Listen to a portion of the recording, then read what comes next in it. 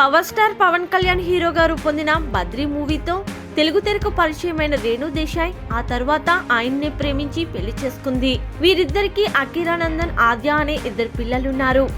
చాలా సంవత్సరాల పాటు ఎంతో సంతోషంగా వీరి సంసార జీవితం ముందుకు సాగింది. కానీ కొన్ని అనివార్య కారణాల వల్ల వీరిద్దరికీ విభేదాలు రావడంతో వీరు విడాకులు తీసుకొని ప్రస్తుతం విడివిడిగా ఉంటున్నారు.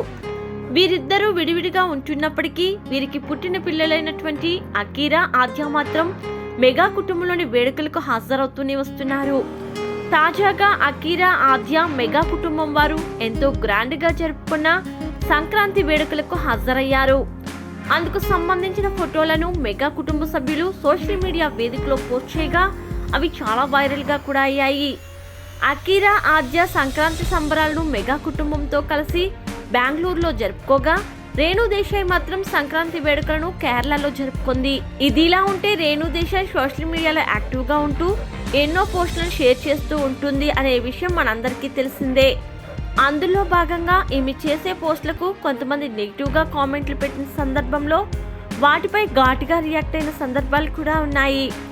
ఇకపోతే ఆద్య కరాటీ నేర్చుకుంటున్నట్లు గతంలో వెల్లడించిన రేణు దేశాయ్ తాజాగా ఆద్య పంచులు విసురుతున్న వీడియోను షేర్ చేశారు. ఈ పోస్టుకు క్యూట్ క్యాప్షన్ జత చేశారు.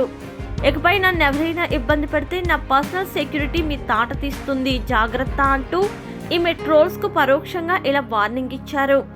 ప్రస్తుతం ఈ పోస్ట్ వైరల్ అవుతోంది.